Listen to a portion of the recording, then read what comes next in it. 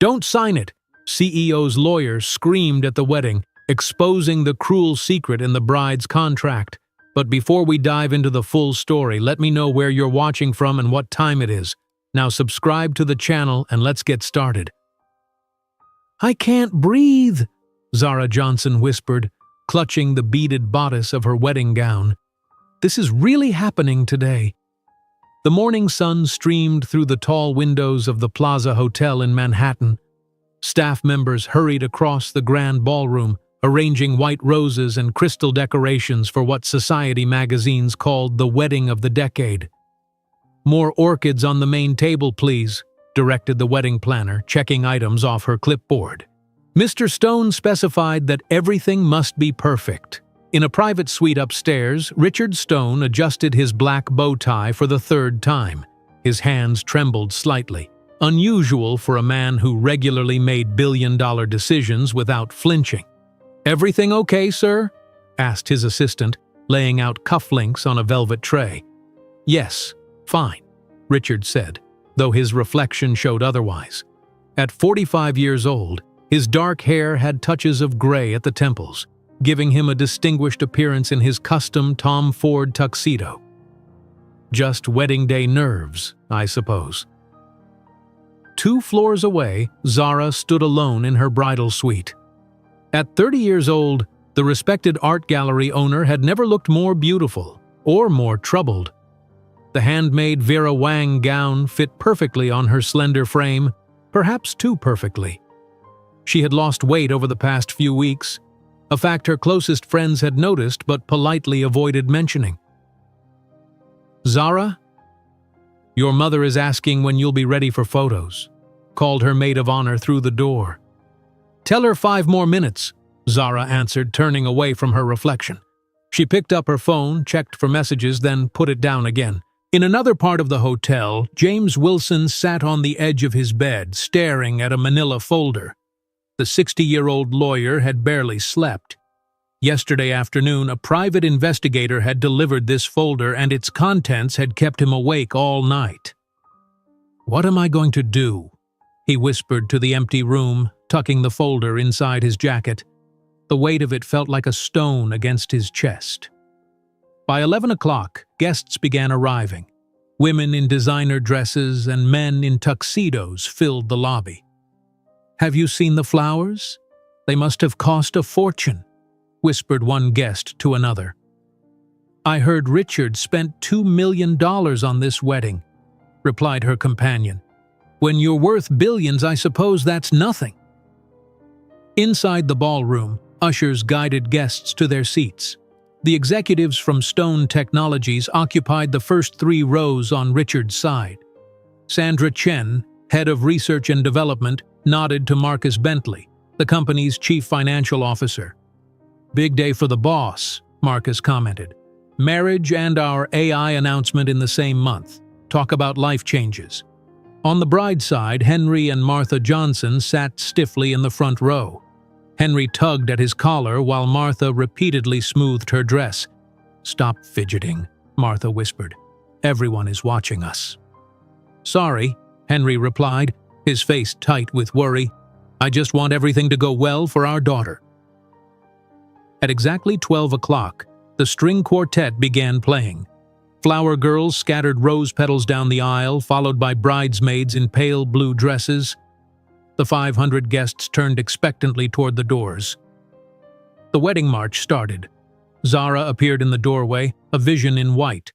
She took a deep breath and began walking slowly down the aisle. Her steps were measured, her smile fixed. Only those who knew her well could see the strain behind her eyes. At the altar, Richard watched her approach. His face softened at the sight of her, but confusion flickered across his features as their eyes met. Something was wrong. He could feel it. The officiant, a distinguished judge and friend of Richard's, began speaking about love, commitment, and the journey of marriage. Richard and Zara stood side by side, not touching. "Marriage is built on honesty and trust," the judge continued. "These 2 people have chosen to join their lives together in this sacred bond." In the front row, James shifted uncomfortably. his hand repeatedly touching the folder inside his jacket. Sweat beaded on his forehead despite the cool air in the ballroom. "If anyone can show just cause why this couple cannot be legally joined in marriage," the officiant said, his voice echoing through the silent room, "let them speak now or forever hold their peace." 3 seconds passed. The question hung in the air like a suspended moment. James suddenly stood up. "Don't do this!" he shouted, his voice booming through the ballroom. Gasps rippled through the crowd. Security guards stationed at the doors moved forward immediately. Richard raised his hand. "Stop!" he commanded the security team. His voice was calm but firm. "Let him speak!" James walked toward the altar, pulling the folder from his jacket. His hands shook as he approached Richard and Zara. "Richard, Zara is being forced into this marriage," James said, loud enough for the front rows to hear. "She's being blackmailed." More gasps. Phones appeared as guests began recording the scene. "What are you talking about?" Richard asked, his face pale. James opened the folder. "Victor Reynolds, CEO of Reynolds Enterprises, your biggest business rival, has been blackmailing Zara for 6 months." He turned to the stunned crowd. Victor discovered that Zara's father, Henry Johnson, unknowingly became involved in a tax fraud scheme 10 years ago while trying to save his small accounting firm in Detroit. Henry Johnson made a choked sound from the front row. Martha grabbed his arm, her face frozen in horror. "Victor threatened to send evidence to federal prosecutors," James continued, "unless Zara agreed to marry you and provide insider information about Stone Technologies' upcoming breakthrough in artificial intelligence." Richard turned to Zara, his eyes searching her face. "Is this true?" Zara collapsed into a nearby chair, tears streaming down her cheeks, smearing her perfect makeup. "I never wanted to hurt you," she said, her voice breaking. "I fell in love with you for real, but Victor said he would destroy my father. I didn't know what to do." The ballroom erupted in whispers and movement. Guests stood to get a better view of the unfolding drama. Photographers who had been hired to capture the happy occasion now documented its destruction. Richard knelt beside Zara's chair, ignoring the chaos around them. "Why didn't you tell me?" he asked quietly. "He was watching me," she whispered. "He said if I told anyone he would send the evidence immediately. I couldn't risk my father going to prison." Richard stood up slowly, his face transforming from shock to determination. He looked at the stunned crowd, then back to Zara. "I'm so sorry," Zara whispered through her tears. Richard took her hand and helped her to her feet. "This wedding may be over," he said in a voice that carried through the silent ballroom. "But the real fight is just beginning."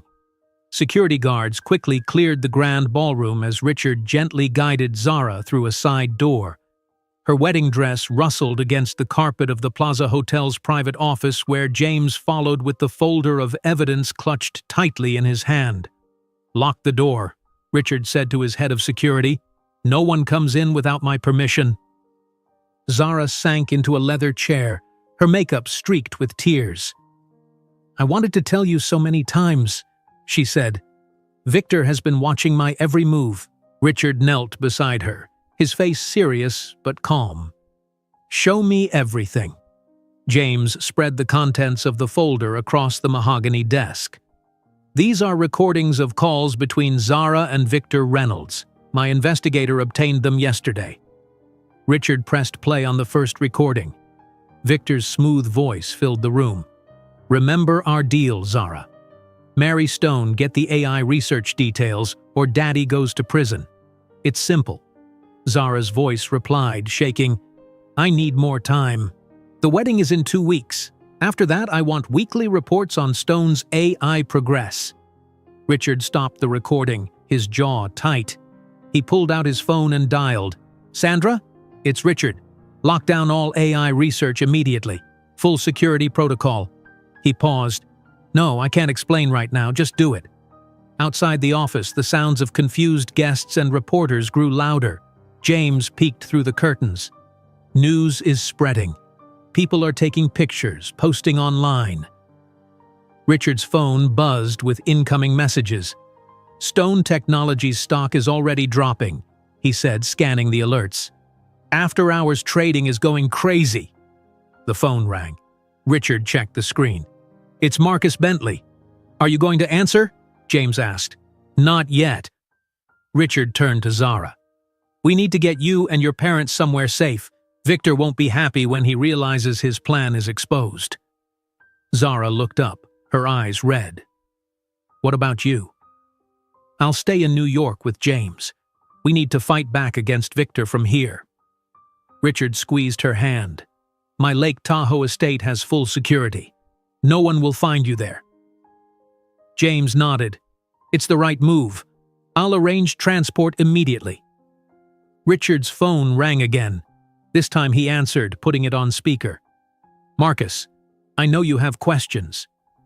"Questions?" Marcus Bentley's voice was sharp. "The board is in chaos. Our stock is tanking. What the hell happened in there?" "I'll brief the board tomorrow morning," Richard replied calmly. "For now, tell them we're handling a security threat." "Security threat?" "The whole internet is talking about your wedding disaster." "Marcus, I need to go. We'll talk tomorrow." Richard ended the call and turned to James. "How soon can we get them to Tahoe?" "My private security team can have them there by tonight," James said. "I've worked with them for 20 years. They're trustworthy." Richard nodded and turned to Zara. "Pack only what you absolutely need. No electronics except one phone that my team will secure." Henry and Martha Johnson were escorted into the office, both looking shell-shocked. Martha rushed to Zara. "What have you done?" she hissed. "Do you know how humiliating this is?" "Mom, please," Zara whispered. Henry stood silent, his face ashen. Richard stepped between them. "Mrs. Johnson, your daughter was trying to protect your husband. Victor Reynolds discovered something about Henry's accounting firm from 10 years ago and used it to blackmail Zara." Henry finally spoke, his voice barely audible. "The Westfield client. I knew something wasn't right about their books, but the fee was so large, we needed it to keep the firm open." Martha's hand flew to her mouth. "Henry, I didn't know it was fraud," he said, tears forming in his eyes. "I really didn't know." Richard checked his watch. "We can discuss this later. Right now, all of you need to get to safety." James's security team arrived within 15 minutes. They escorted Zara and her parents through a service exit to avoid the media gathered at the main doors. Before Zara left, Richard held her briefly. "This isn't your fault," he said quietly. "I'm so sorry," she replied, her voice breaking. "I really did fall in love with you." Richard's face softened for a moment. "We'll talk when you're safe." After they left, Richard and James established a command center in Richard's Manhattan penthouse. Screens displayed news coverage of the wedding, Stone Technologies stock prices, and security feeds from the company headquarters. "We need to issue a statement," James said, loosening his tie. "Something that addresses the situation without revealing the blackmail details yet." Richard nodded, staring at the falling stock price. "Draft something. I need to call board members individually before tomorrow's meeting." Hours later, as night fell over New York, Richard received confirmation that Zara and her parents had arrived safely at the Lake Tahoe estate. "How are they?" he asked the security chief. "Physically fine but tense. The mother and daughter aren't speaking." Mr. Johnson went straight to the lake. "He's just sitting there staring at the water." Richard sighed. "Keep me updated on any unusual activity around the property." James brought him a coffee. "The FBI might be interested in this case. Corporate espionage, blackmail, these are federal crimes."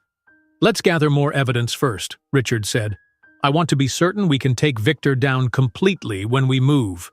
His phone buzzed with a text message from an unknown number. Richard read it aloud. "You should have married her when you had the chance. Now everything you've built will crumble." James looked over his shoulder. "Victor? Probably." Richard took a screenshot and forwarded it to James. "No more secrets between us. From now on, We share everything." At the Lake Tahoe estate, Zara stood at the window watching her father by the water's edge. The moon reflected on the lake's surface, creating a path of light that seemed to lead nowhere. Inside the house, her mother sat alone in the kitchen, refusing dinner, refusing conversation. Zara's phone chimed with a message from Richard. "Are you okay?" She typed back, "Safe but not okay. Dad won't come inside. Mom won't look at me." His reply came quickly. "This will pass.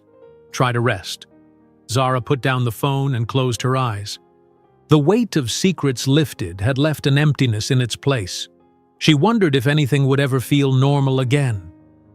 In his New York penthouse, Richard stood at the window overlooking the city lights. The fight ahead would require everything he had. Victor Reynolds had declared war not just on his company, but on the woman Richard loved. That made it personal. Behind him, James was already making calls, assembling the team they would need.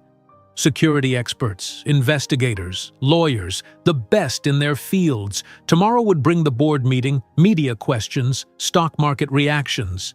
But tonight, Richard had one priority: finding Victor's weakness and exploiting it before Victor could do more damage.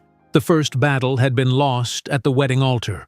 Richard was determined not to lose the war. The dawn light broke over Manhattan as Richard finished his third cup of coffee. He hadn't slept at all. Multiple screens displayed news coverage of the wedding disaster, each headline more sensational than the last. "We need more than just lawyers," Richard said, writing names on a whiteboard. "We need tech experts who can protect our systems and trace any intrusions." James nodded, phone pressed to his ear. "Yes, that's right. We need your team here by noon today. Price is not an issue." He ended the call and turned to Richard. "The best cybersecurity firm in the country will be here in 5 hours." Richard circled a name on his list. "Good. Now we need to secure the board. Marcus is already making moves against me." "He called an emergency board meeting for tomorrow," James confirmed. "We need to speak to each member individually before then." At Stone Technologies headquarters, Sandra Chen typed furiously at her keyboard, implementing new security protocols. Her team of engineers worked beside her, faces tense with concentration. "Lock down the Prometheus AI project completely," she instructed. "New authentication required for all access. Every keystroke logged and monitored." A young engineer looked up nervously. "This level of security will slow development by weeks." "Better slow than stolen," Sandra replied. She paused, noticing something on her screen. "That's strange. Someone accessed the main server at 3 in the morning using executive credentials." In the company cafeteria, Marcus Bentley gathered with 4 board members over early breakfast. "Richard has clearly lost control," Marcus said quietly. "The company cannot afford his personal drama affecting our stock price." Board member Elizabeth Taylor frowned. "Richard built this company from nothing. We owe him a chance to explain." "Of course," Marcus smiled thinly. "But we also owe our shareholders protection from further damage." Richard spent the morning calling board members one by one. By 11 o'clock, he had spoken to 7 of the 12. "Elizabeth is with us," he told James. "So are David, Michael, and Sophia. Robert and Jennifer are on the fence. Frank and Alan are siding with Marcus. That leaves Jack, Priya, and George," James said, checking his notes. "Where do they stand?" "They want to hear me out tomorrow before deciding." Richard's phone buzzed. "It's Sandra. I need to take this." Sandra's voice was tense. "Richard, we've found unusual access patterns in our security logs. Someone with executive clearance has been viewing AI research files during odd hours." "When did this start?" 3 weeks ago. It's escalated since then." Richard's jaw tightened. "That's around when Victor began pressuring Zara more intensely." "It gets worse," Sandra continued. "Whoever it is, they've also accessed your private calendar multiple times. At Lake Tahoe, Zara placed a plate of food outside her father's bedroom door. He hadn't come out all morning. "Dad, please eat something," she called softly. No response came from inside. In the kitchen, her mother sat staring at her untouched coffee. "Your father hasn't slept," she said without looking up. "He thinks he's going to prison." "That won't happen," Zara insisted. "Richard won't let it happen." Martha Johnson's laugh was bitter. "Richard? The man you betrayed? You expect him to help us now?" Zara flinched as if slapped. "I was trying to protect Dad. By destroying your life, by lying to everyone." Martha shook her head. "I don't know who you are anymore." The doorbell rang, startling both women. On the security monitor, they saw a young woman with a professional briefcase standing at the front door. "Mrs. Johnson? Miss Johnson? I'm Emma Wilson," she said into the intercom. "James Wilson sent me." Zara checked with security before letting her in. Emma Wilson was in her early 30s, with kind eyes and a calm demeanor. "I'm a therapist," she explained as they sat in the living room. "My father thought you might need someone to talk to." "We don't need therapy," Martha said sharply. "We need this nightmare to end." Emma nodded. "I understand. I'm not here to force anything on you. I'm simply a resource if you want to talk." After Martha left the room, Emma turned to Zara. "How are you holding up?" "I'm fine," Zara said automatically. "No, you're not," Emma replied gently. "No one would be fine after what you've been through." Something in Emma's direct kindness broke through Zara's defenses. Tears began streaming down her face. "I've ruined everything," she whispered. "My parents hate me. Richard probably hates me too." "Let's talk about that," Emma said, moving to sit beside her. In New York, Richard stood before cameras for a public statement. His PR team had prepared a careful script. "Due to unforeseen circumstances, Zara Johnson and I have decided to postpone our wedding," he said, his voice steady. "We ask for privacy during this time. Stone Technologies continues to move forward with our planned projects and innovations." Within an hour, Victor Reynolds released his own statement. "I extend my sympathies to Richard Stone during this difficult time. The pressures of leading a major corporation can affect anyone's personal judgment and stability." James threw a newspaper onto Richard's desk. "He's painting you as unstable." "Let him," Richard replied. "It's better than revealing the blackmail yet. My investigator just called. He says the evidence against Henry Johnson appears to have been fabricated." "Fabricated?" James leaned forward. "How certain is he?" "Not certain enough. It's extremely convincing. That's why Victor's blackmail worked so well." Richard's phone rang. It was Zara. He hesitated before answering, putting it on speaker. "Hello, Zara." "Hi," she said. Her voice sounded small. "I just wanted to check in." "We're making progress," Richard said formally. "How are your parents?" "Not good. Dad won't come out of his room. Mom can barely look at me." An uncomfortable silence stretched between them. "James sent his daughter Emma to help us," Zara finally said. "She's a therapist." "That's good," Richard replied, not knowing what else to say. More silence. "I should go," Zara said. "Yes, I have meetings," Richard agreed quickly. "Stay safe." After ending the call, Richard stared at the phone. That was awkward. James nodded sympathetically. "Give it time." Back at Lake Tahoe, Emma handed Zara a leather-bound journal. "Write down your thoughts and feelings when they become overwhelming," she suggested. "It helps to get them out." "Will that fix anything?" Zara asked bitterly. "No," Emma admitted. "But it might help you survive until things can be fixed." Later that evening, Richard received an urgent call from Sandra. "Richard, someone just accessed your private files again. They're looking at the details of tomorrow's board meeting." Richard's face hardened. "Can you trace it?" "It's coming from inside the building," Sandra replied. "Executive-level access. I'm trying to pinpoint it now." As Richard hung up, he realized the enemy might be closer than he thought. Someone he trusted was betraying him, and they were positioned to do tremendous damage. "Get me everything on Marcus Bentley," Richard said, grabbing his coat. "Past history, Financial records, phone logs, everything. Sandra nodded, her fingers already flying across the keyboard. I'll have a full report within 2 hours. Richard and Sandra worked through the night in her secured lab at Stone Technologies. The building was nearly empty at 2 in the morning, with only security guards making their rounds. Look at this pattern, Sandra said, pointing to her screen. Executive credentials accessing AI research files at odd hours, always when the building is mostly empty. Richard leaned closer. Can you tell whose credentials were used? That's the problem. The system shows it's Marcus Bentley's login, but the access pattern doesn't match his normal behavior. Someone using his credentials, Richard muttered, or he's deliberately changing his patterns to avoid detection. Sandra pulled up another screen. I can't prove it yet, but all signs point to Marcus. He's the only executive besides you with access to these specific files. Richard straightened up, his mind racing. We need to set a trap.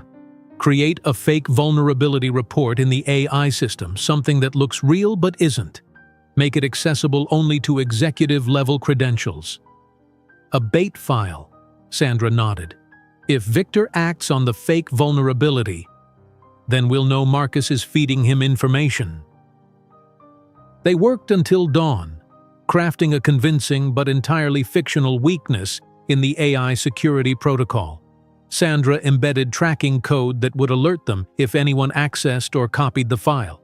Richard was reviewing the final details when his phone rang. It was James.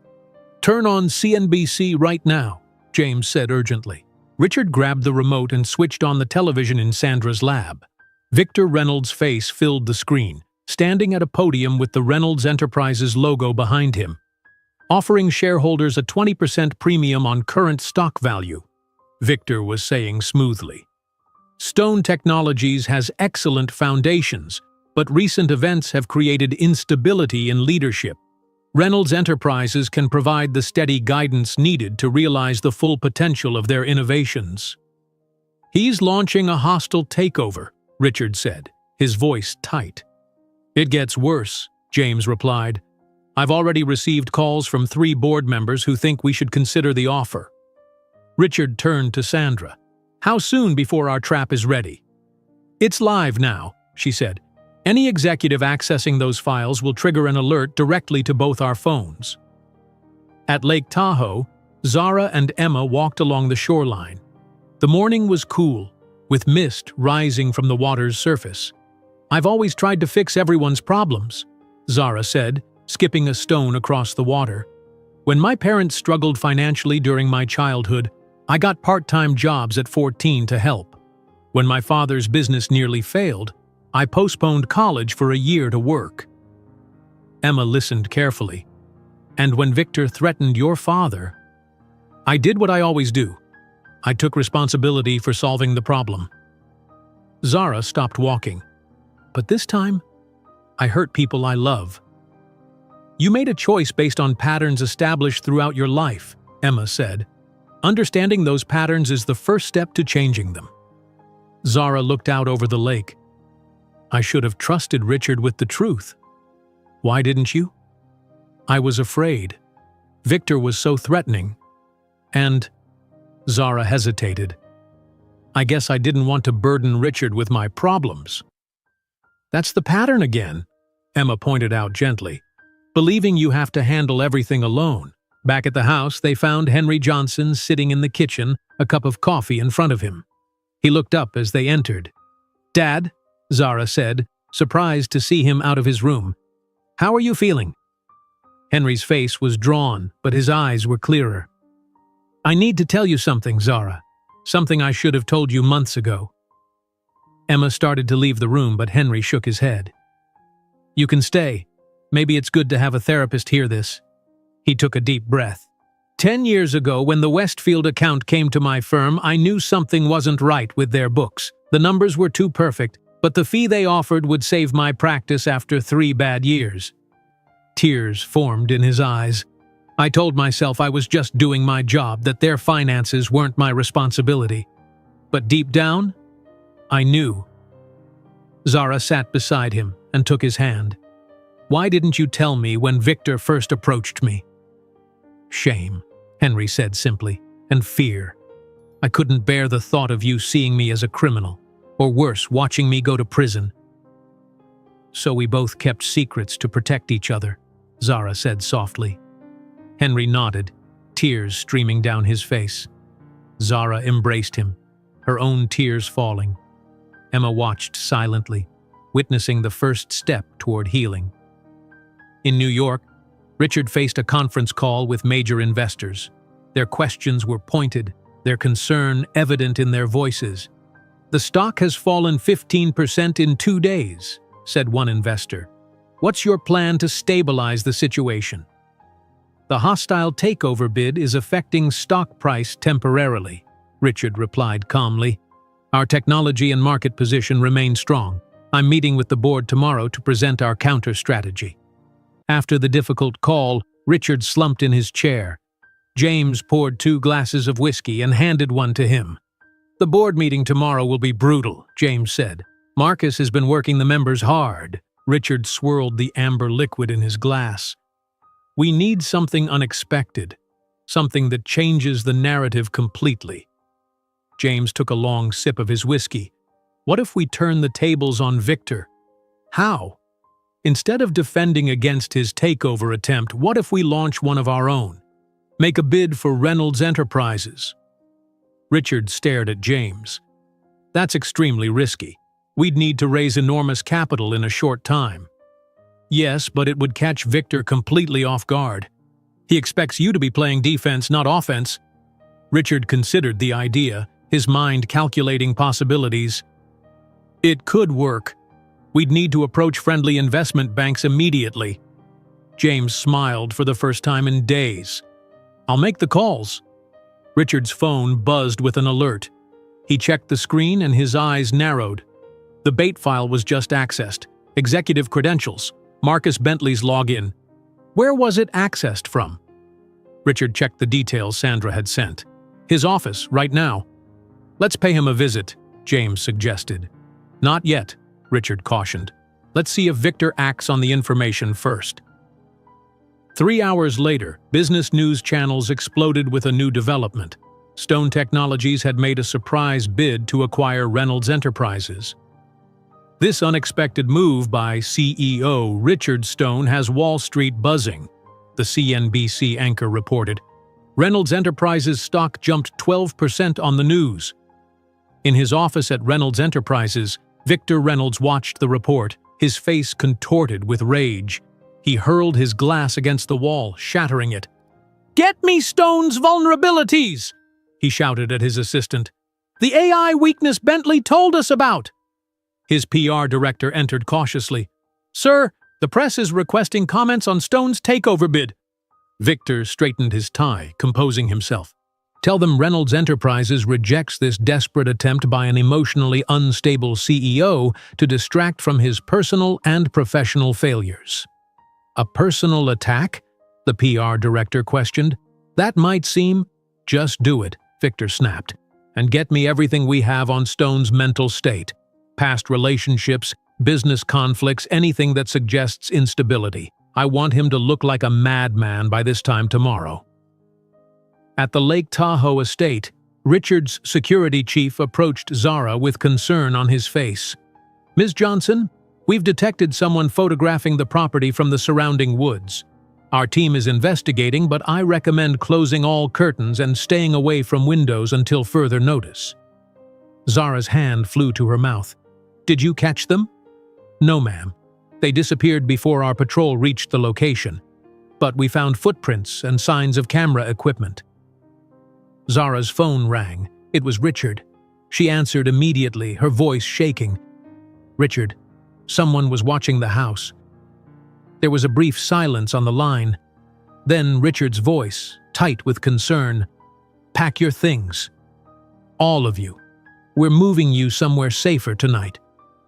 "I'm sending a different security team," Richard continued, his voice tense. "Don't tell anyone where you're going, not even my regular security staff." Within 2 hours, a helicopter landed on the Lake Tahoe estate's private pad. The pilot wore a face mask and communicated only through written messages. "Is this really necessary?" Martha Johnson asked as they boarded. "Yes, Mom," Zara replied quietly. "Someone was watching us, taking pictures." The helicopter flew through the night. No one spoke during the 3-hour journey. When they landed, Zara saw snow-capped mountains against the dawn sky.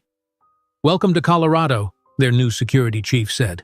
"This property doesn't appear in any public records. You'll be safe here." The safe house was smaller than the Lake Tahoe estate, but equally secure. Bulletproof windows, reinforced doors, and a state-of-the-art security system protected the rustic mountain home. In New York, Richard faced a barrage of new attacks. Morning news shows featured a woman claiming to be his ex-girlfriend from 10 years ago. "Richard was always controlling," she said to the camera. "He monitored my calls, questioned my friends. When I finally left, he threatened to ruin my career." James muted the television. "This is obviously orchestrated by Victor. She dated you for 3 weeks during college." Richard nodded grimly. "Victor is getting desperate. Our counter-takeover bid caught him off guard." "The board meeting is tomorrow," James reminded him. 6 members now support Marcus's motion to remove you as CEO. "I need to speak with Marcus directly," Richard decided. "Set up a private dinner tonight." At Stone Technologies, Sandra Chen worked furiously at her computer. When Richard entered her lab, she jumped up with excitement. "I found something! The security breach definitely came from Marcus's computer, but the access patterns don't match his typical behavior." "Someone else used his login?" "Maybe," Sandra said. "Or he deliberately changed his patterns. Either way, I can prove the breach originated from his computer." Richard studied the evidence. "Good work, but not enough to confront him yet. I need to see his reaction in person." That evening, Richard met Marcus Bentley at an exclusive Manhattan restaurant. Their table, tucked away in a private corner, offered both privacy and a clear view of the entrance. "Thank you for meeting me, Marcus," Richard said as they sat down. Marcus nodded stiffly. "The board meeting is tomorrow. I hope you understand my position is nothing personal. It's about protecting the company." "Of course," Richard replied. "That's why I wanted to talk. There are things you should know before the vote." Throughout dinner, Richard watched Marcus carefully.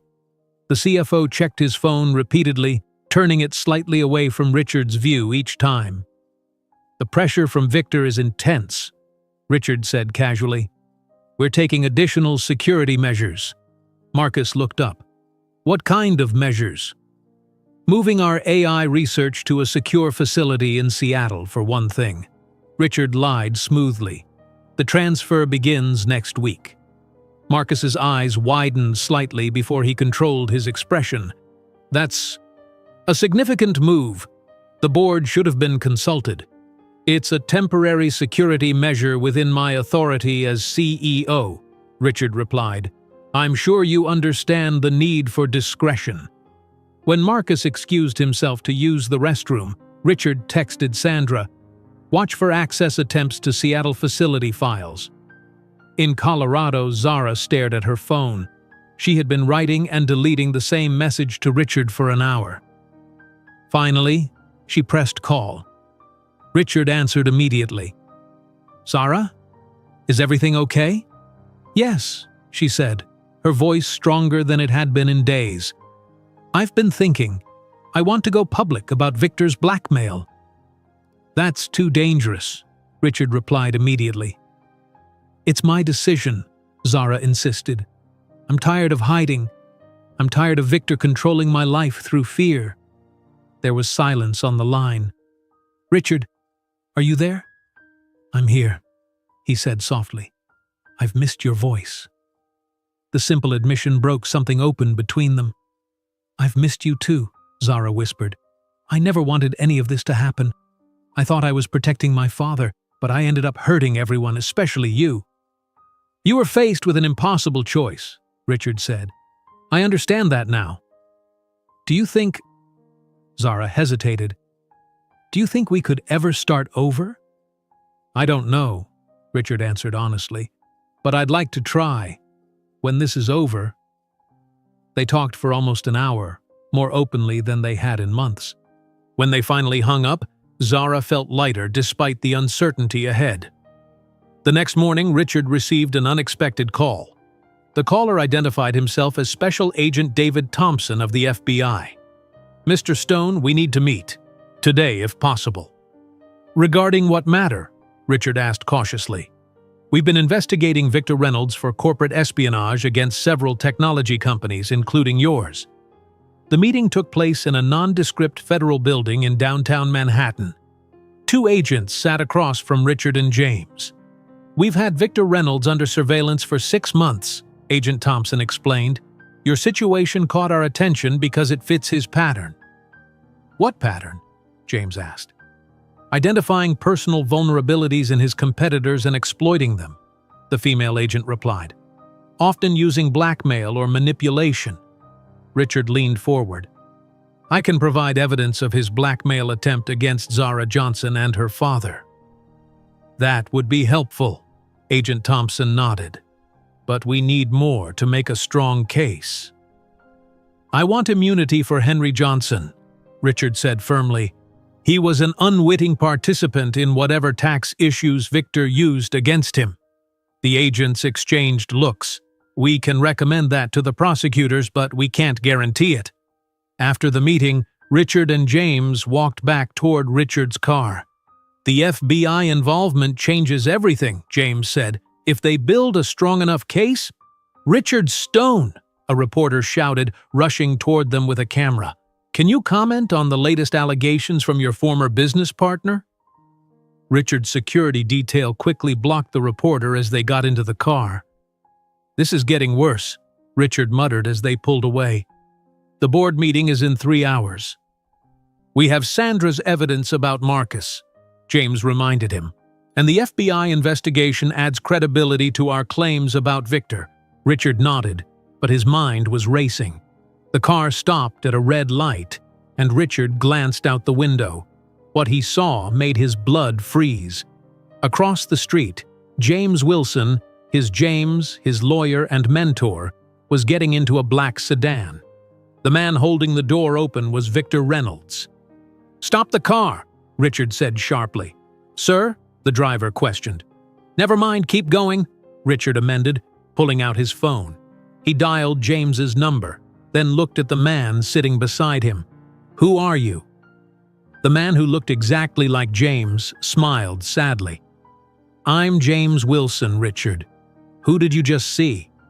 "I saw you getting into a car with Victor Reynolds." James's face paled. "That's not possible."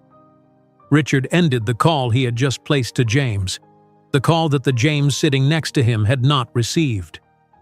Over the next 24 hours, Richard called James repeatedly. 15 calls. No answers. The man he had trusted most in the world had betrayed him. Unless there was more to the story, a game within a game that Richard couldn't yet see.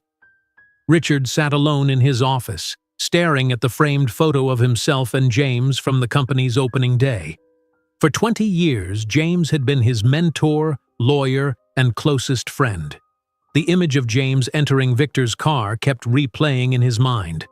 When Sandra Chen knocked on his door, Richard quickly composed himself. "The board meeting starts in 2 hours, Sandra said. "Are you ready?" Richard gestured for her to close the door. "I need to tell you something, but it stays between us." Sandra sat down, concern crossing her face. "What's wrong?" "I saw James getting into Victor Reynolds' car today," Richard said quietly. "I called him 15 times. No answer." Sandra's eyes widened. "That's not possible. James wouldn't betray you." "I saw it with my own eyes," Richard insisted. "And someone who looked exactly like James was sitting next to me when it happened." Sandra leaned forward. "Could it have been a look-alike? A trick?" "I don't know," Richard admitted. "But we need to be careful. I want to create a false trail of communications, something only James would see to test where his loyalties lie." Sandra nodded. "I can set up a private server with fake emails about our strategy. If the information leaks to Victor, Then we'll know for sure, Richard finished grimly. At the safe house in Colorado, Zara opened the door to find Emma Wilson standing on the porch, snowflakes dusting her coat. Emma? How did you find us? Zara asked, surprised. My father sent me, Emma explained, stepping inside. He said it was urgent.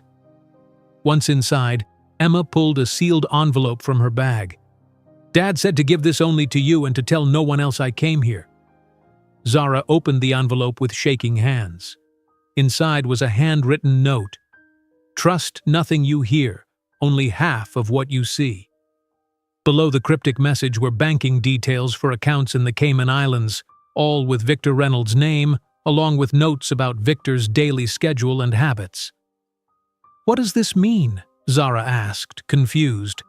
Emma shook her head. I don't know. Dad's been acting strangely for days. He asked me to deliver this and then disappeared.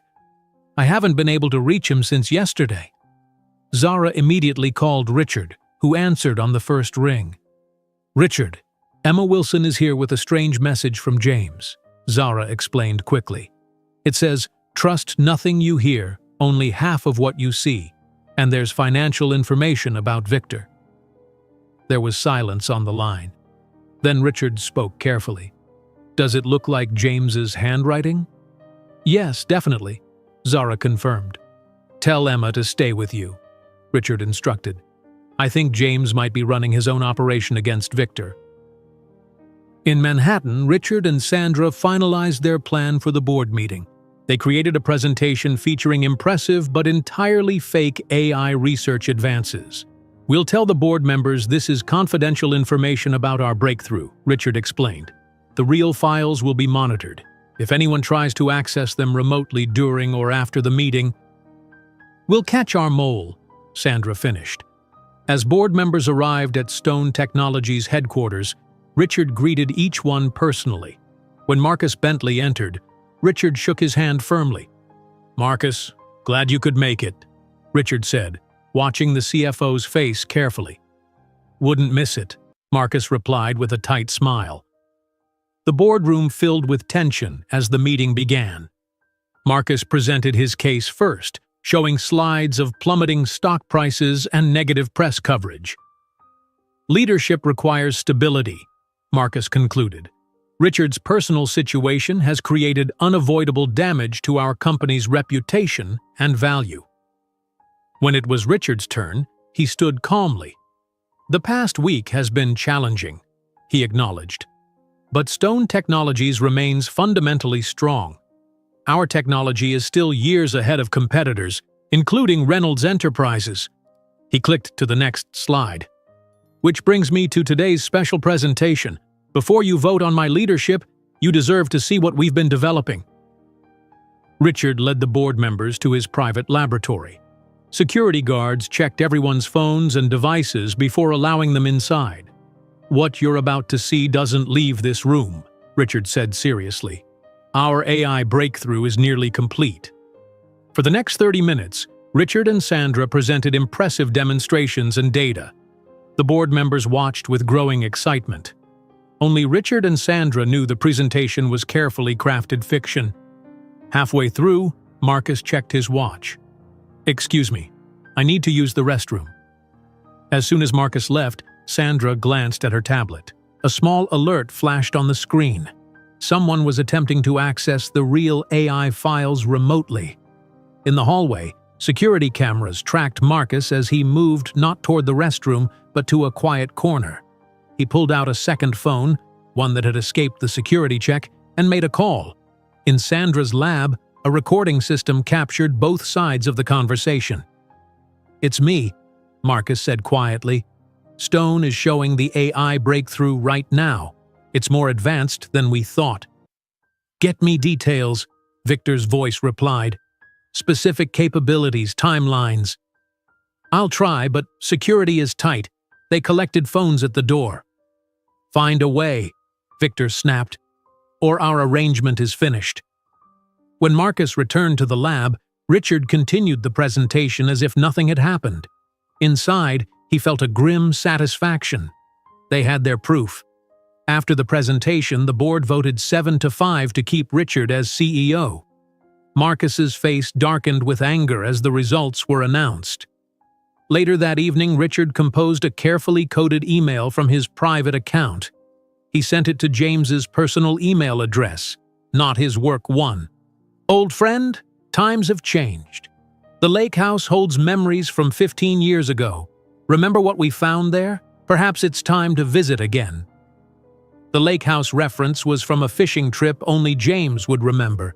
If James replied correctly, it would confirm his identity and loyalty. Richard waited anxiously for hours. No response came directly. Instead, at midnight, Richard's phone rang. It was Zara. "Emma just received a text from her father," Zara said urgently. "She was told to tell you, the eagle hunts from within the snake's nest. Stand ready for the third day." Richard wrote down the message, his mind racing. The eagle was an old nickname for James.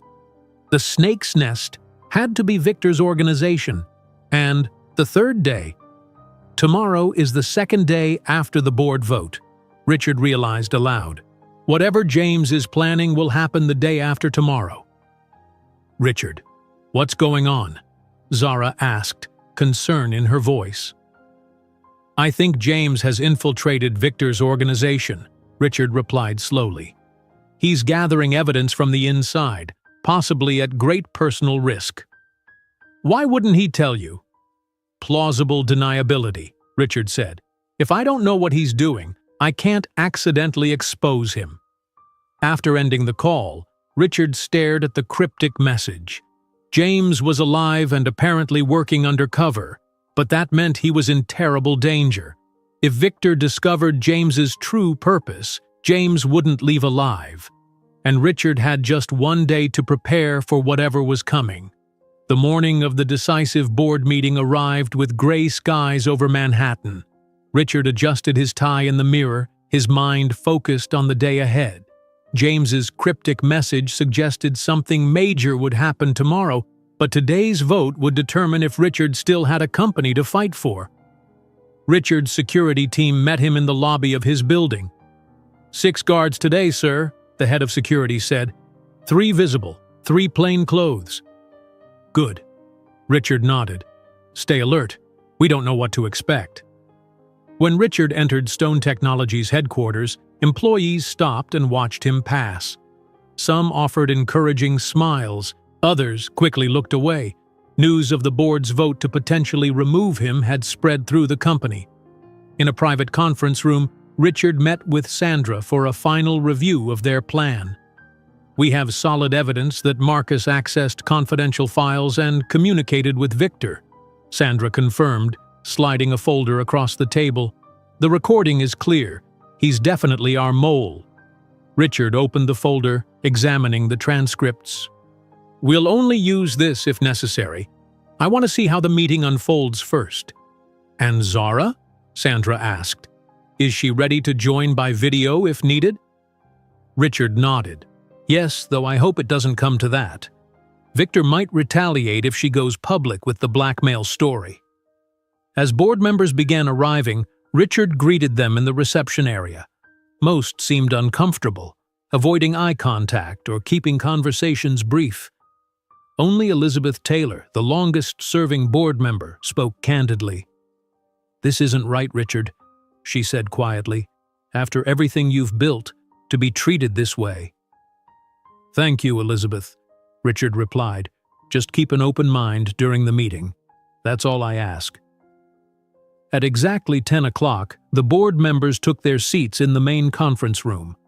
Richard sat at the head of the table, with Sandra positioned near the door. Marcus Bentley sat directly across from Richard, his face revealing nothing. Just as the meeting was about to begin, the receptionist's voice came through the intercom. "Mr. Stone, Victor Reynolds is here, with James Wilson." A murmur spread through the room. Richard kept his expression neutral, though his heart raced. "Send them in." The door opened. Victor Reynolds entered first, immaculately dressed in a dark suit. James followed, looking tired but composed. When his eyes met Richard's, there was no sign of recognition or secret message, just the cool assessment of a lawyer representing an opposing client. "I apologize for the interruption," Victor said smoothly. "But given the importance of today's vote, I felt my presence was appropriate. After all, my offer to acquire Stone Technologies directly affects your decision." Richard stood. "This is a private board meeting, Victor. You have no standing here." Victor smiled. "Perhaps not, but James does. As my legal representative, he has information relevant to your board's deliberations." The board members exchanged nervous glances. Richard gestured to 2 empty chairs. "Fine. You may observe, but this remains our meeting." Marcus cleared his throat. "Let's proceed with the agenda. The first item is the vote regarding Richard Stone's continued leadership. For the next 30 minutes, Marcus presented a devastating case against Richard. Slides showed plummeting stock prices, negative press coverage, and investor concerns. He ended with a direct appeal. "The evidence is clear. Richard's personal drama has created unavoidable damage to our company. For Stone Technologies to survive, we need new leadership." When Richard's turn came, he stood calmly. He presented evidence of the company's underlying strength, active projects, client retention rates, and technological advantages.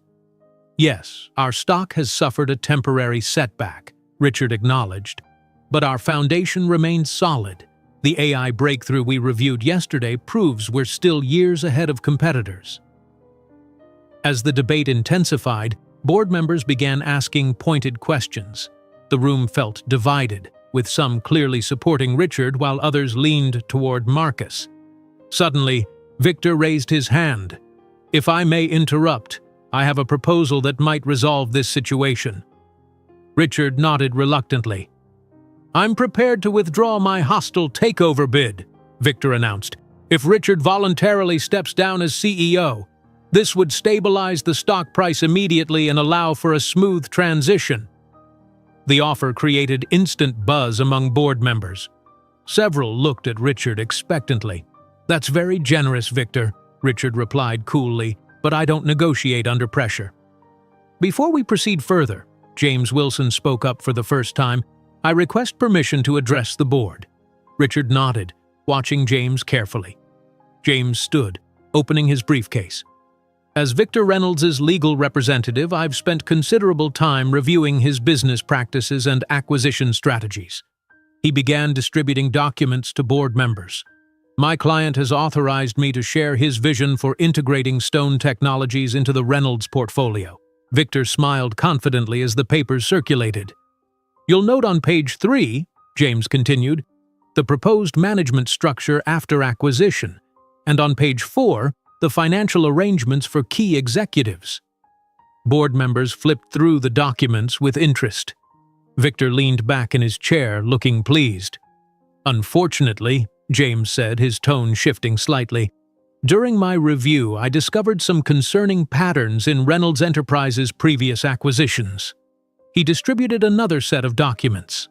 "These are public records showing what happened to 3 technology firms after Reynolds acquired them." Victor sat up straighter. "James, that's not part of our presentation." James continued as if he hadn't heard.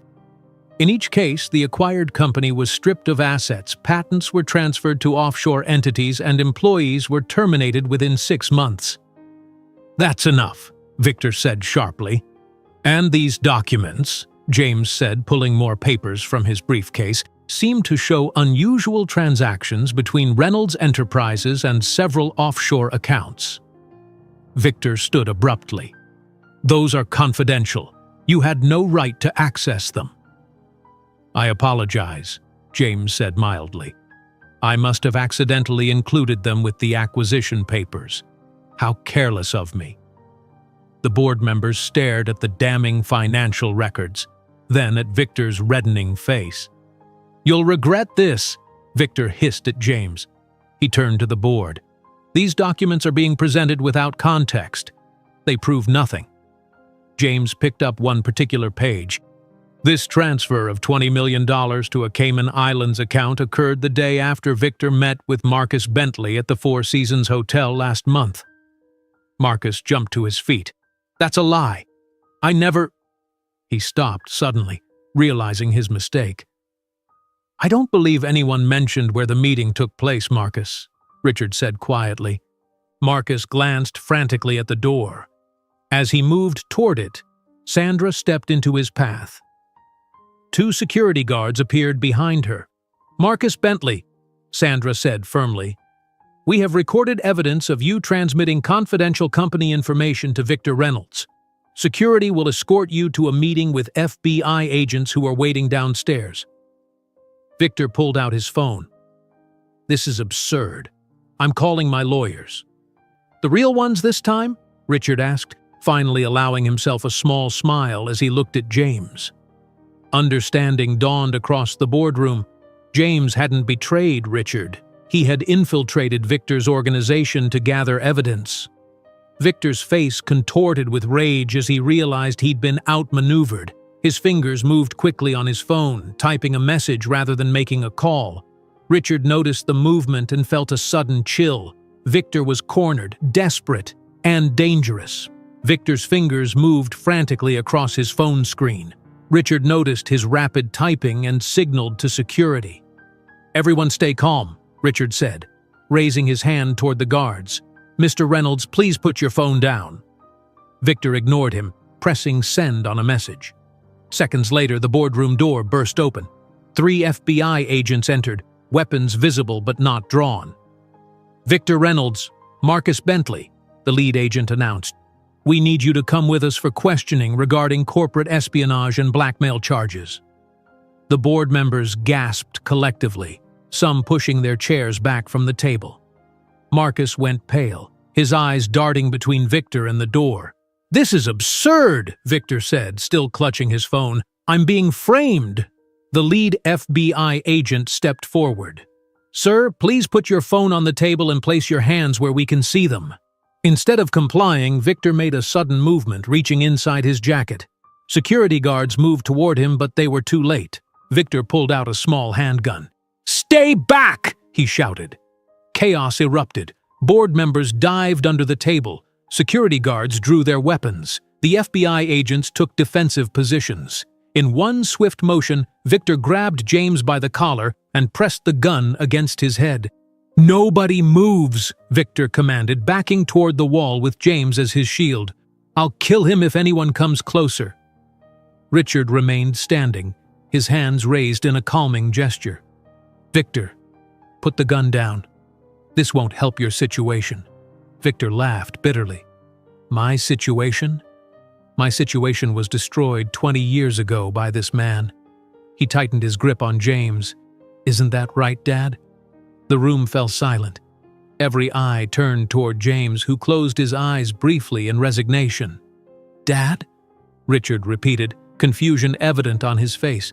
James, what is he talking about? This was always about you, old man, Victor snarled at James. Did you think I didn't know? My mother told me everything before she died. James spoke quietly, the gun still pressed to his temple. Yes, Richard. Victor is my son from an affair 30 years ago. I never acknowledged him. Richard stared in shock, trying to process this revelation.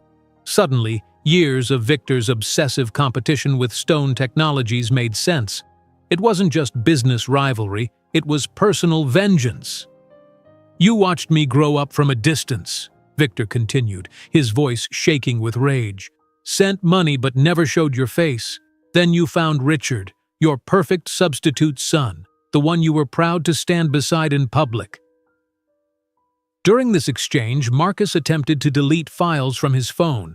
Sandra noticed and quickly tapped on her tablet, remotely locking his device. A security guard quietly took the phone from Marcus's hand.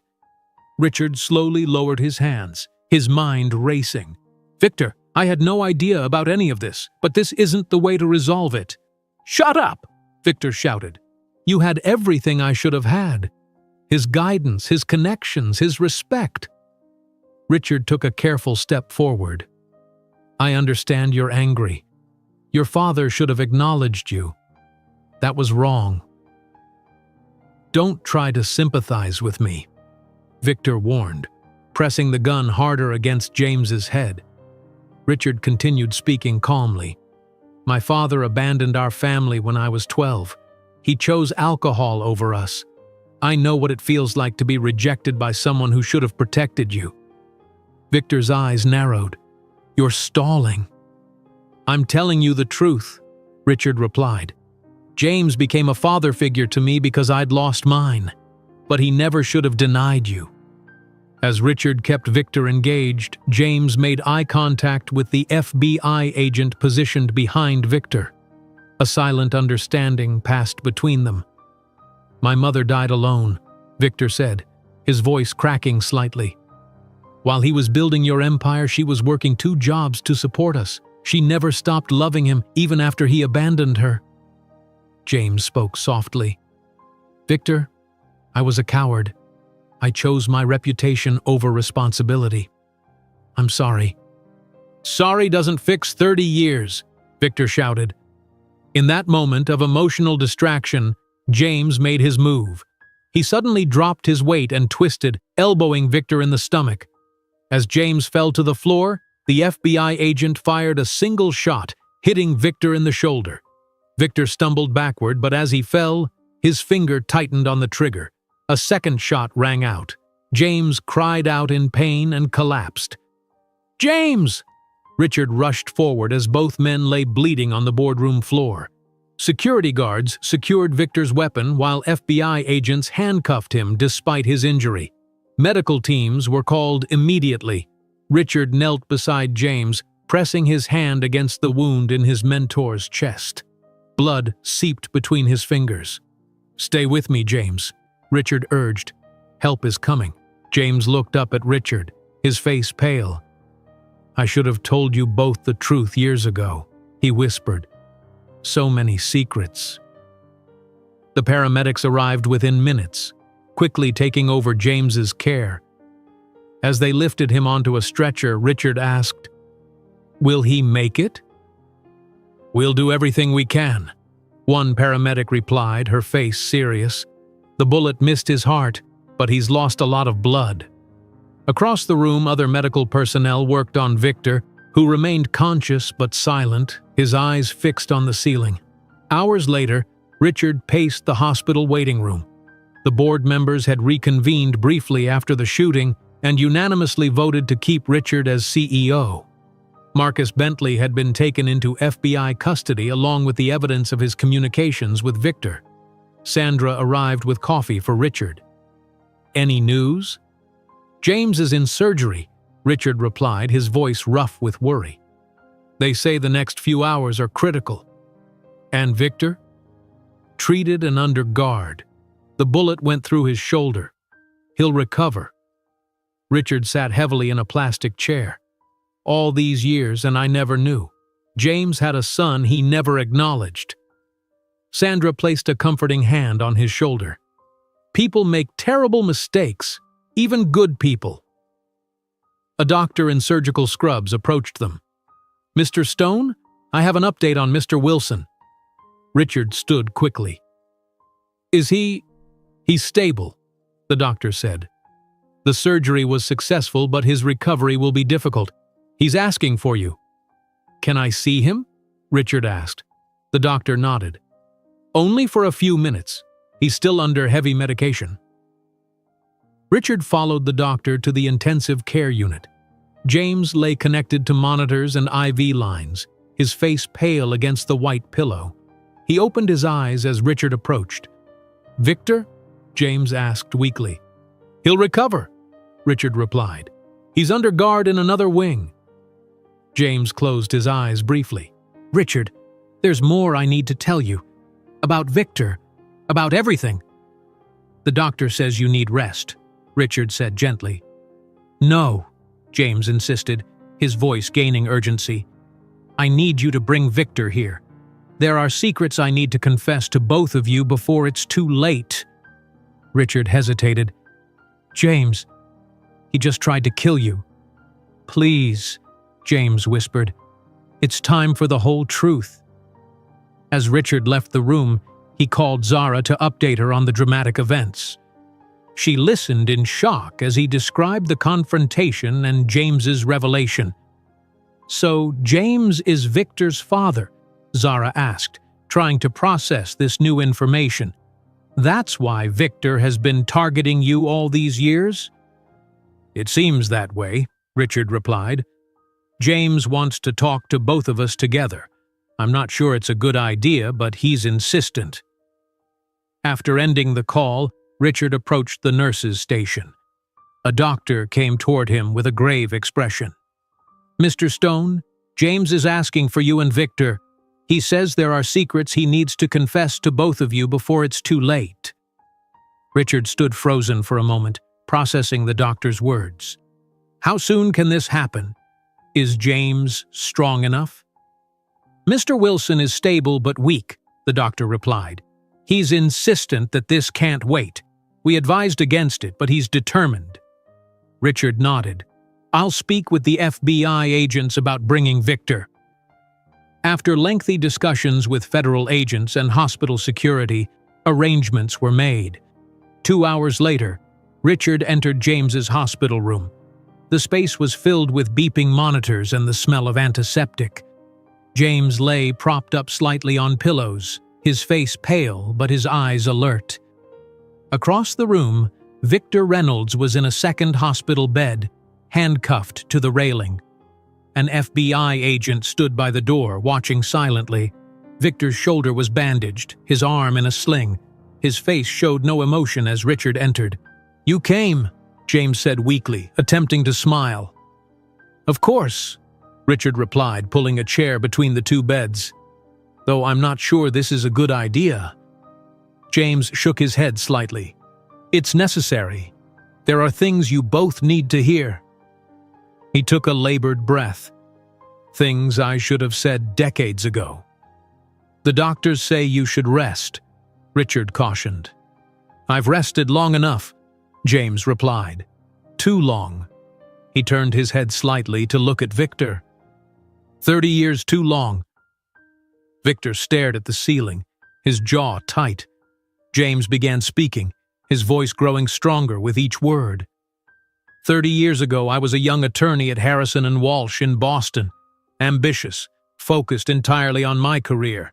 Victor's mother, Claire, was a legal assistant at the firm. James paused, collecting his thoughts. She was brilliant, should have been an attorney herself, but she never had the opportunity. We began an affair that lasted almost a year.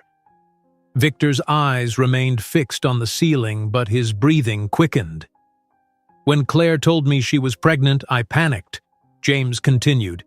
I was engaged to someone else, someone from a prominent Boston family. My whole career path was planned out. A scandal would have ruined everything, or so I thought. James closed his eyes briefly.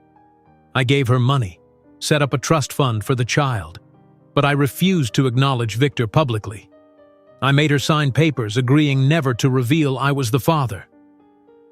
Richard listened silently, seeing his mentor in a completely new light. I told myself I was being responsible, James said. Providing financial support was enough. I checked in occasionally, always from a distance. I watched Victor grow up through private investigators' reports. Victor finally turned to look at James, his eyes filled with tears and hatred. You watched me from a distance, like I was some kind of science experiment. James nodded painfully. Yes, I convinced myself it was better that way, that giving you money without complicating your life with my presence was the right thing. And then you found Richard, Victor said bitterly. Yes, James admitted. When I met Richard, he was starting his company. Brilliant, determined, but needing guidance. I saw in him what I refused to see in you, an opportunity to mentor someone without the complications of actual fatherhood. Richard felt a chill run through him. Had his entire relationship with James been built on guilt and substitution? Richard, James said as if reading his thoughts, my care for you was always genuine, but I can't deny that it was easier to be there for you than to face my failures with Victor. James turned back to Victor. When your mother died 5 years ago, what did she tell you? Victor's voice was rough with emotion. Everything. How you controlled her life through money. How you threatened to cut off support if she ever told anyone about you. How she watched you become a respected lawyer while she struggled to raise me alone. James nodded, tears now streaming down his face. She wasn't wrong. I used money to control the situation, to keep my secrets safe. It was unforgivable. The room fell silent except for the steady beeping of monitors. Richard looked between the two men, seeing the physical resemblance he'd never noticed before, the same jawline, the same way their eyebrows drew together when they were thinking. Finally, Victor spoke again. I spent my entire life watching you mentor Richard, watching you build Stone Technologies together. I saw all the newspaper articles, the interviews where you called him the son you never had. His voice broke on the last words. That's why you targeted my company, Richard said quietly. It was never really about business competition. It was about destroying everything he valued, Victor confirmed, everything he chose over me. James reached a shaking hand toward Victor. I don't expect forgiveness, but I want you to know that not acknowledging you was the greatest mistake of my life. Not a day has gone by that I haven't regretted it. Victor didn't take James's hand, but he didn't look away either. The two men stared at each other, 30 years of pain hanging between them. Outside the hospital room, Sandra waited with an update for Richard. When he finally emerged, looking emotionally drained, she approached cautiously. The FBI has finished their initial investigation, she reported. They've confirmed that Henry Johnson was completely innocent. Victor fabricated the evidence of tax fraud. Richard nodded. Let Zara know immediately. Her father needs to hear this. There's more, Sandra continued. The board has unanimously voted to keep you as CEO, and… She hesitated slightly. They want to appoint me as co-CEO to strengthen the leadership team. Richard smiled for the first time in days. Congratulations, Sandra. It's well-deserved. In another part of the hospital, Marcus Bentley sat with his attorney signing papers. This confession gives you full cooperation credit, the FBI agent explained. It won't eliminate charges, but it will significantly reduce your sentence. Marcus nodded glumly. I never meant for anyone to get hurt. Victor promised it was just business information. 3 days later, Zara and her parents returned to New York as the immediate danger had passed. Emma Wilson accompanied them, having become Zara's close friend and support. What will you do now? Emma asked as they shared coffee in Zara's apartment. Rebuild my gallery, Zara replied. It suffered during my absence. Artists pulled out, exhibitions were cancelled. And Richard? Emma asked gently. Zara stared into her coffee cup. I don't know. So much has happened. We talk every day, but it's complicated. Complicated doesn't mean impossible, Emma said. At Stone Technologies, the company began recovering under Richard and Sandra's joint leadership. The stock price slowly climbed as investors regained confidence. Richard visited James in the hospital daily during his recovery. Their relationship had changed, becoming more honest, but also more complex as they acknowledged the truth of James's past. The doctors say you can go home next week, Richard said during one visit. James nodded. Richard, about what I said, about my reasons for mentoring you. It doesn't matter why it started, Richard interrupted. What matters is what it became. You were there for me when I needed guidance. That's real, regardless of your reasons. James smiled weakly. You're a better man than I ever was. No, Richard said. Just different. We all make mistakes, James. The question is what we do afterward. In another part of the city, Zara stood in her gallery, assessing the empty walls and quiet space. The once bustling modern vision felt abandoned, but not beyond saving. She began making calls to artists, explaining her absence and inviting them back. During a break, she checked her phone and found a message from Richard. Dinner tonight? Just to talk. Zara stared at the message for a long moment before typing her reply. "Yes, I'd like that." That evening, as Richard waited for Zara at a small restaurant, he thought about everything that had happened. The failed wedding had led to painful revelations, but also to a new honesty in all his relationships. Perhaps that was worth the price they'd all paid. When Zara walked through the door, Richard stood to greet her. For the first time in months, they both smiled without reservation, ready to see what might grow from the truth. "To truth," Richard said, raising his glass. "To new beginnings," Zara replied, touching her glass to his. 1 year had passed since that dinner, when they began to rebuild their relationship. The spring sunshine now streamed through the windows of Stone Technologies' conference room as Richard and Sandra Chen presented their AI medical diagnostic system to an audience of doctors and investors. This technology can detect early signs of cancer with 97% accuracy, Richard explained, pointing to the screen behind him. "It's already being used in 20 hospitals across the country." Sandra stepped forward. "The most important aspect is accessibility. We've made this affordable for small clinics and rural hospitals, not just major medical centers." The audience applauded enthusiastically. After the presentation, Richard checked his watch. "You need to go," Sandra said with a smile. "The unveiling ceremony starts in an hour." "You sure you don't mind handling the questions?" Richard asked. "Go," Sandra insisted. "This is important." 30 minutes later, Richard stood in the lobby of Stone Technologies headquarters, surrounded by employees and reporters. A large sign covered in blue cloth waited to be revealed. "1 year ago," Richard began, "our company faced a crisis caused by secrets and deception. Today, we introduce something born from that experience." He pulled the cord, revealing a sleek logo, the Wilson Transparency Initiative. This foundation will help companies establish cultures of honesty and protect those who speak truth, even when it's difficult, Richard explained. Because businesses, like relationships, can only thrive when built on complete honesty. Across town, in a visiting room at a minimum security federal prison, James Wilson sat across from his son. Their weekly chess game had become a ritual over the past months. "Your move," James said, watching Victor carefully. Victor studied the board, his face showing concentration rather than the anger that had dominated their early visits. He moved his bishop decisively. "How's physical therapy?" Victor asked, noticing James's careful movements. "Better each week," James replied. "The doctors are pleased with my recovery." They played in silence for several minutes before James spoke again. "I met with your lawyer yesterday. The parole hearing looks promising." Victor nodded. His cooperation with authorities had reduced his sentence considerably.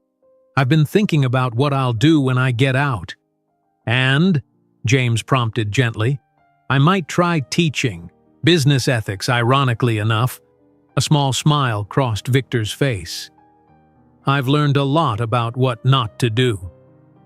In Detroit, Henry Johnson welcomed a young couple into his new accounting office. The sign on the door read, "Johnson Ethical Accounting."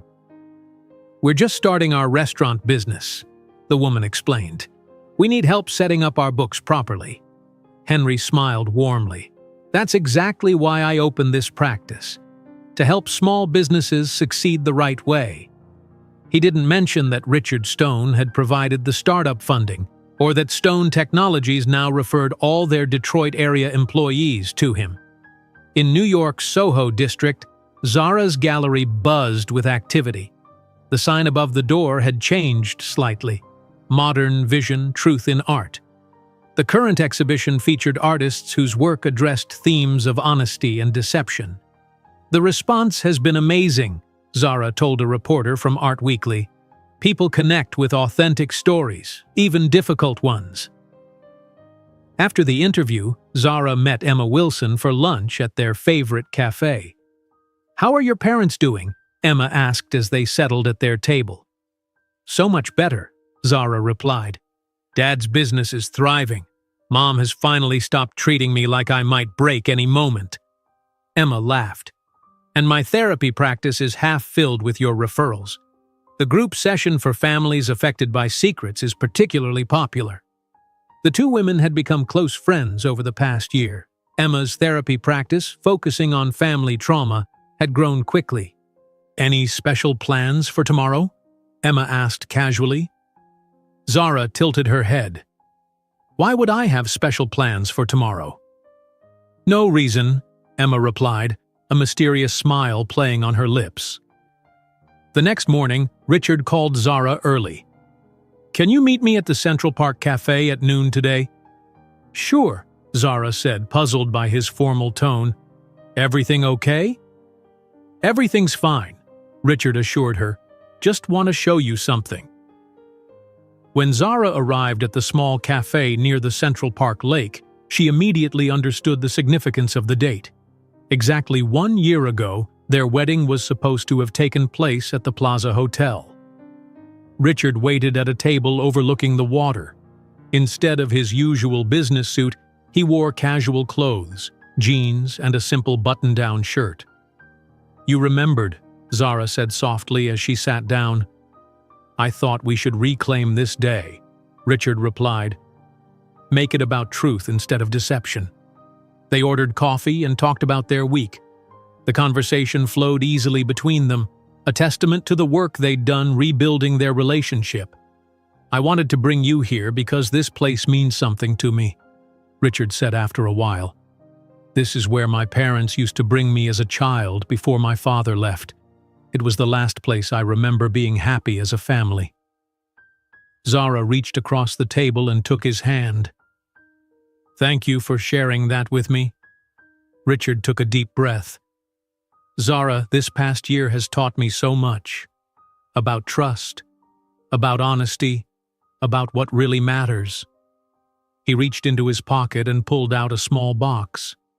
Unlike the large diamond he'd given her before, this contained a simple sapphire ring. This was my grandmother's, Richard explained. No big statement, no public spectacle. He opened the box. Just me asking if you would consider marrying me again. No secrets, no pressure, just truth between us.